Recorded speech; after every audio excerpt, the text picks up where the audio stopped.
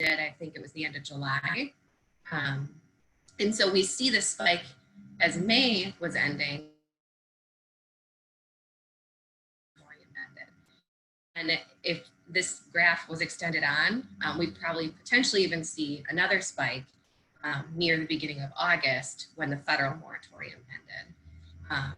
And now we are currently in our CDC moratorium, which is drastically different actually than the last two. The last two, nobody knew what was going on. Landlords didn't want to do anything. They just, I mean, they were even told at some point, if you don't want to be involved in the law, I recommend just not even doing anything at this time. Like that was advice they were getting from, you know, attorneys and whatnot on how to handle the eviction moratoriums. But now it's very different the way the CDC has laid it out.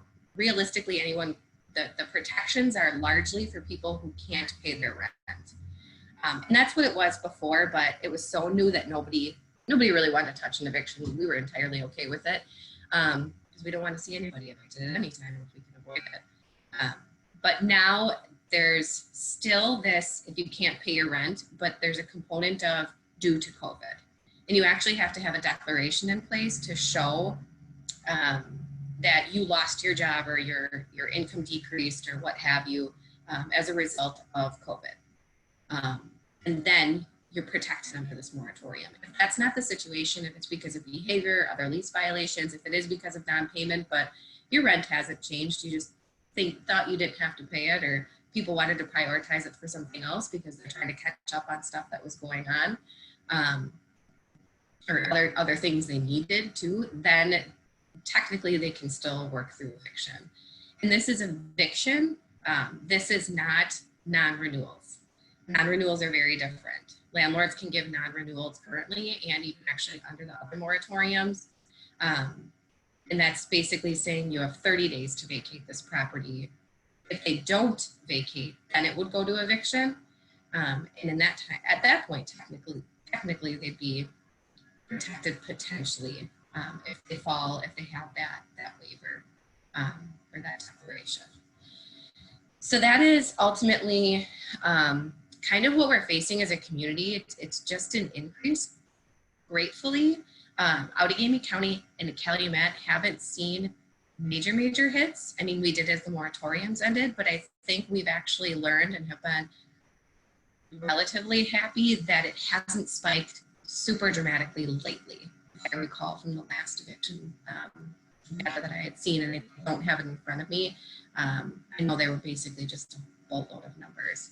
So I'm grateful for that, but it still is climbing. And I think if we continue to look at the need for housing, those housing calls to 211, I think that's what's increasing more and more every day. And it's always their highest marker, but I have a feeling it's kind of their highest need requested, still and higher than they ever anticipated it being. So, Tara, could we pause for a second? Yeah. And could you unshare your screen? Stop sharing. Sure. Ooh, and then I'd like to just give folks a chance to ask questions because that's a lot of information. Yes, it was.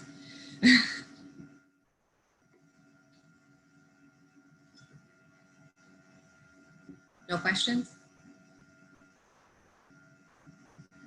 Okay.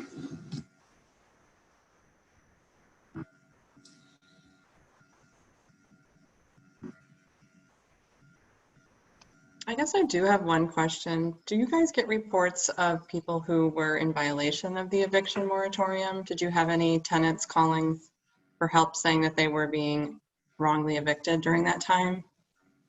Frequently. Actually, through our diversion program, many times Luann would come to me and she's like, this person's getting evicted. I don't think they should. And I said, they shouldn't. Let's connect with their landlord. And so there was a handful of times where thankfully we were able to connect with the landlord, do some advocacy, do some education, and stop the eviction at that time. We even had one within our housing programs where she had started an eviction. They went to court, and at court she's like, I'm stopping right here because the CDC moratorium came in just in time. And it, you know, it makes landlords worried. It they want to practice obviously legally best they can. And so there was a handful of times, and then there were some times where legally the landlord had the right to evict it because it wasn't necessarily related to rent, it was related to behavior.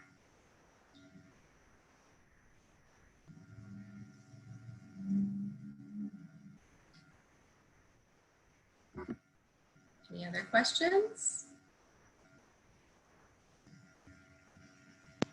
Tara, I actually have a question. Sure. How do folks who call 211 make their way to us? It's up to them, right? To if they call 211 and find out about Pillars and our services, they have to pick up the phone and call. They don't just get transferred over, right? Right. Yep. They basically they'll get probably a whole bunch of resources at the time they call 211. Probably not just us. Probably Hamilton Housing Authority and a variety of people. Agencies in the community that they may be able to access to address their housing needs, but they do have to make those next calls. When we were able to do in-person things, the beauty of Levin's new community center that they have is they had a lot of folks there. So there were times where it kind of probably felt like a one-stop shop for many people, not just in terms of housing, it was a kind of variety of resources, but that was a nice outlet. To try to connect with how many ever different agencies so they could route themselves to the appropriate housing, to their housing need particularly. Just for the sake of orienting anyone who may not be aware of that 11 community center, what other services were available there besides Pillars services, Tara? We didn't have a specific place at 11 because we have such a good relationship with them and a really smooth referral process. But I know the Fox Valley Veteran Counselor, the Fox Valley Veterans Council, they're there. They have representation on site. There's Forward Services, has representation on site. Obviously, they have action on the Community Clothes Closet in St. Joe's, especially with how close they're situated to them. So they actually have a passport of different services that they would, help link people to. Fisk, I think they had some, and now it's a different name, but I don't remember because it's longer, but it's part of Goodwill. But that's the financial counseling that's out of Goodwill. They have representation there. So it's a good variety of folks where, kind of do address all those basic needs or even just to move forward through self-sufficiency to hopefully not have to reaccess their programming again. I think that financial program is called Fisk, but I don't know what Fisk stands for off the top of my head. If anybody does, unmute and let us know. To be. It actually isn't called Fisk anymore. There's a new name to it because it's part of the Goodwill programming. They just did kind of a merge or a mini merge. I'm not sure what they call that since they were already situated there, but we just learned that recently that they now all one. And I think they have a different name. It's something with financial literacy though. So.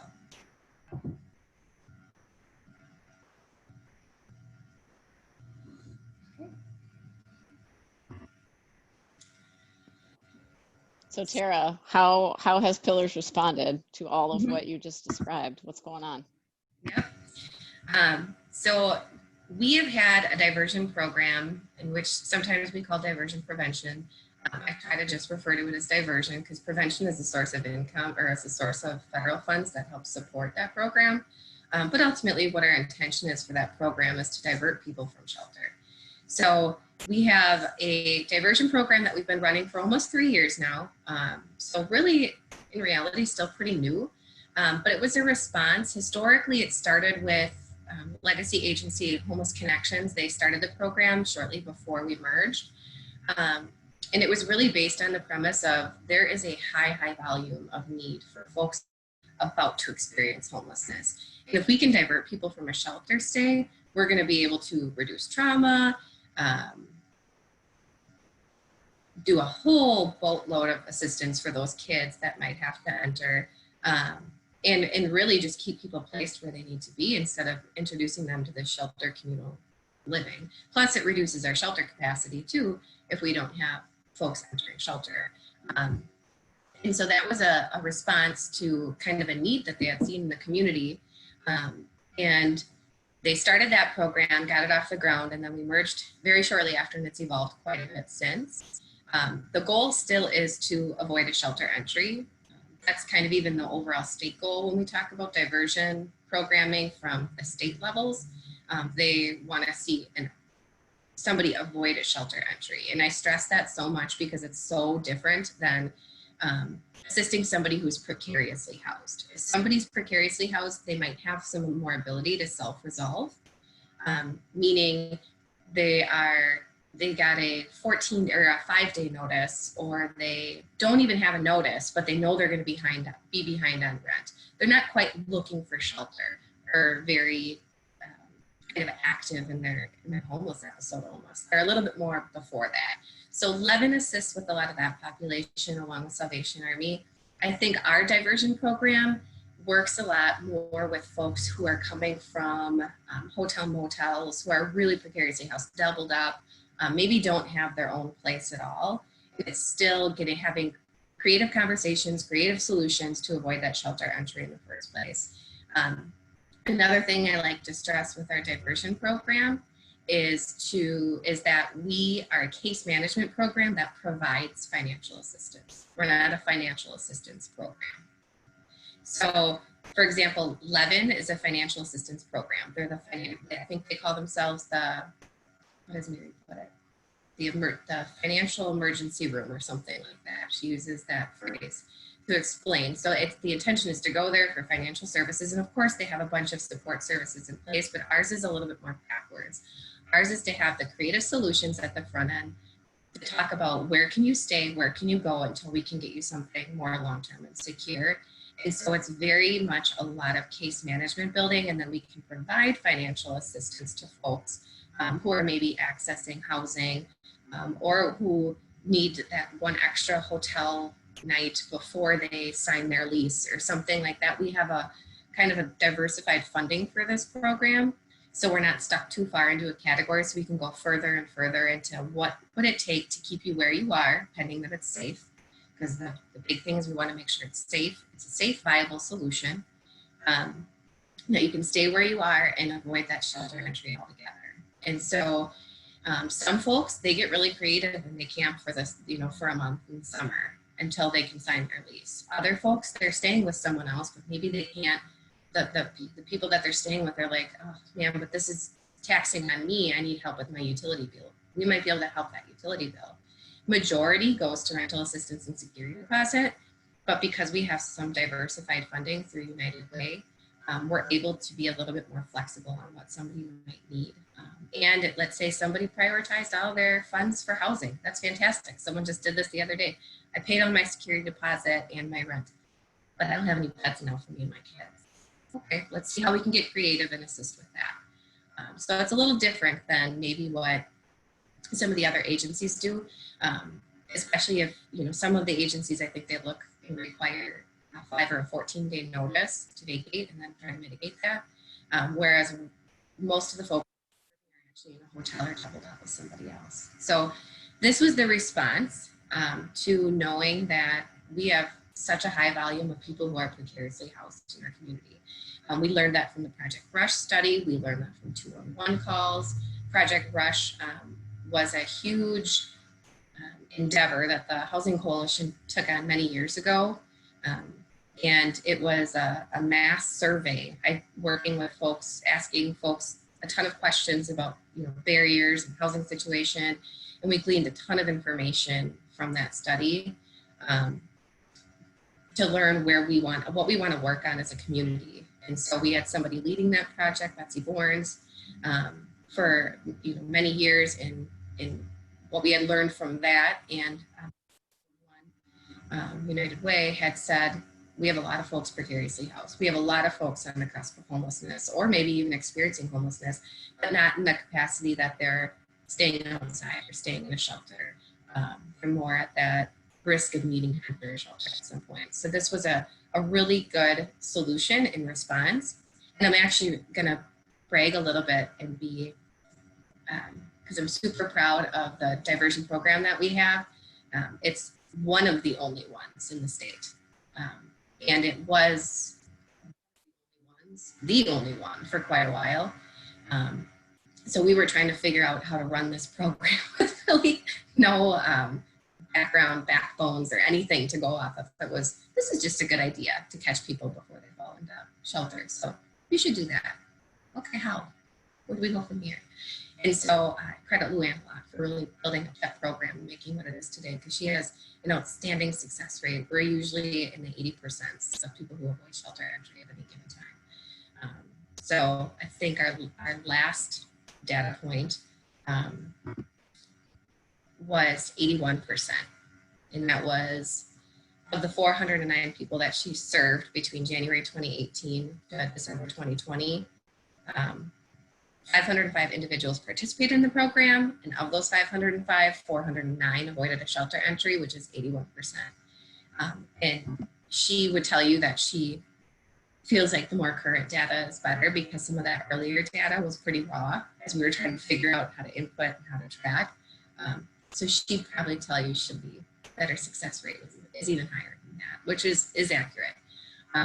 You know, if we looked at just a current year, it's very successful in avoiding that shelter entry just by being able to have those creative solutions on the front end, and helping people self-resolve and being able to provide just a little bit of a hand up and then really work through the barriers so hopefully they don't reintroduce, you know, end up back in that situation where they're not sure what to do again. Questions? I don't really have a question, but I just want to say that's super cool. I mean, that's like an incredible program. So congrats to you guys. Thank you. It's amazing. I can say that Luann is often the last person to leave here on any given day, and often the first person here in the morning too. She works hard. Remarkable. And there was a lot of people behind this program that really helped build it in the beginning. I mean, I give Stephanie and Kathy that used to be with Pillars, even Jennifer with Institute for Community Alliances. They oversee our service point or our homeless management information system database. They helped, you know, really build this program initially and set up a really, really good foundation. Without that foundation, we could be steps behind yet. And then of course, Luann's dedication to it, walking in, she walked in and was like, what am I doing? And we're kind of like, we don't know. And so she did a lot of building that program up to make it what it is today, incredibly successful, and her dedication to it is so commendable. So very, very fortunate, because what we do know is that there are far more people who are precariously housed or in a situation where they're just struggling with their housing right now than there are people who are actively homeless. Far more people. And so we have a very small amount of resources for all of those people. And so it's nice that, but it's still amazing that we have what we do have to address that need. Even on with such a small team to be able to do that. So we're really excited, and we're hoping to continue to grow the diversion program because that need is so high. So we just brought in an intake specialist to give Luann a little help. Prior to this, she was doing everything herself. Everything from intake to case management to follow-ups to all of it. And that's why she was the last one there and the first one there in the morning. And so thankfully we were able to get her a little bit of relief, and we have an intake specialist who can do all the assessment, start those creative conversations with folks, do some follow-ups, and just be able to make that program more robust. And down the road, it would be fantastic if we could even get another case manager, because what we know is that case management is the key to a lot of this. It's not necessarily just the financial assistance, but it's the services that help them learn what's out there, what's available to them, what they can access, and what happens if they find themselves in the situation again, so they can react appropriately. And it's amazing when she sits down with somebody for the first time and they're like, I had no idea all of this was available to me. No idea. I'm so glad I'm talking to you because I didn't know I could go here or there or the next place. Some people, especially if they're finding themselves in the situation for the first time, they have no idea where to even begin. And so the case management piece, that support, is so important because it helps them navigate that and lets them know what's available to them so they can react appropriately now and potentially in the future, or prevent it altogether. Thank you, Todd. Todd is an eviction guru. So he is crazy in tune to both evictions in Allegheny County and Winnebago.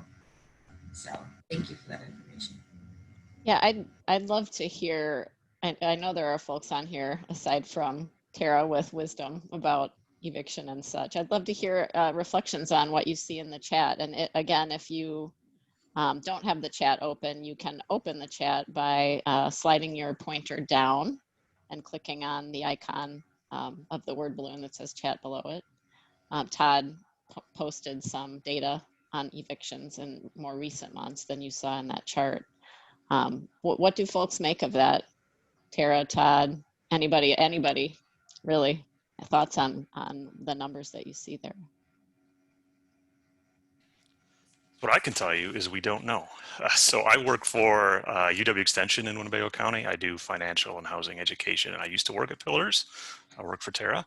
I'm on the Winnebago County Eviction Prevention Task Force, and they're the ones that have been collecting this data. We don't know why the numbers are so much higher in Winnebago County versus Allegheny County. We're in the process of actually trying to find a facilitator that can help us dig into the data to, what is happening in Winnebago County that's not happening in Allegheny County, why the numbers are so vastly different. So yeah, it's kind of a mystery to us. I mean, yes, there are the same rental companies and landlords that will file evictions no matter what, ones that don't have the human touch that maybe others do. We see that a lot, but still, it doesn't account for the vast difference between the two counties. So yeah, it's a mystery to us right now. One speculation that I have, and Todd, let me know what your thoughts are on this. One speculation is that I can tell you it is really difficult to get people housed lately in Allegheny County. Really difficult. Higher rents, higher requirement for actually entering housing. And in Winnebago County, I'll say they're a lot more forgiving.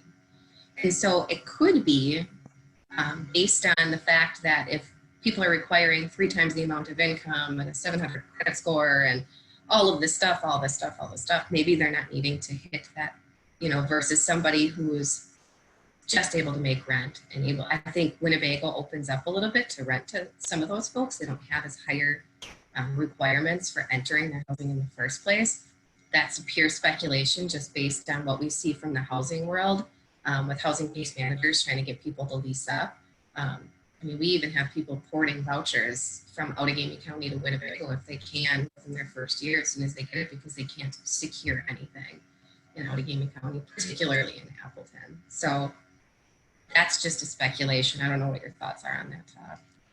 That can certainly be one component of it. Yeah, month-to-month vacancy rates are like 2%. We have the president of the Winnebago Apartment Association is on the committee, and he lists one opening for one apartment. He'll get 20 to 100 applications. Landlords can really pick and choose who they want right now. So yeah, that can hopefully raise the bar, which is good for the landlord, not necessarily good for those that are already precariously housed, that are doubled up, that are on the verge of eviction somewhere else, or are already homeless. So yeah, it's a whole combination of factors. There's Oshkosh has UW Oshkosh, which has 13,000 students in it, and there's a very different low rent areas in Oshkosh. So there are differences in landlords and rental companies between the two counties, but still it's such a vast difference that it's interesting and puzzling sometimes. Mm-hmm. I see a question from Lee. Lee, do you want to give voice to your question? Sure. I also have a cat who just decided to join the meeting on the table, so apologies for that. I was just wondering if some of these evictions are people who you may have already served in previous times of need, and how many are people who are newly home insecure and sort of becoming part of the system as the circumstances of COVID and job loss have shown hardship. That is a great question. I don't know that I have the specific data available to me right now as far as first-time homelessness, because I've wondered that myself. I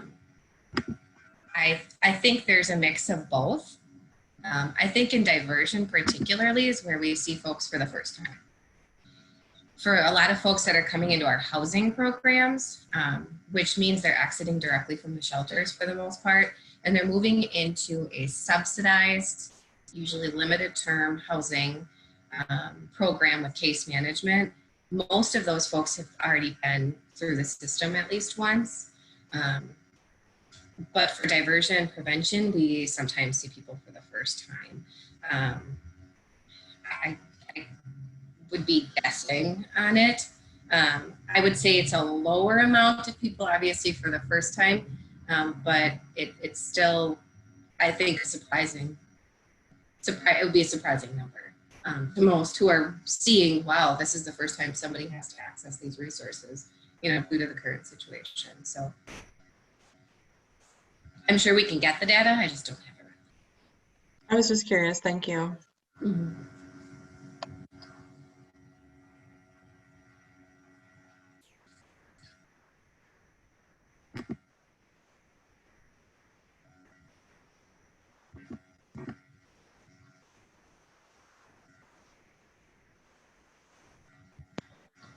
I wonder whether we could back up because I missed a step in the start of our program. I meant to invite all of you to introduce yourselves and mention what your interest in the topic was and why you showed up this morning.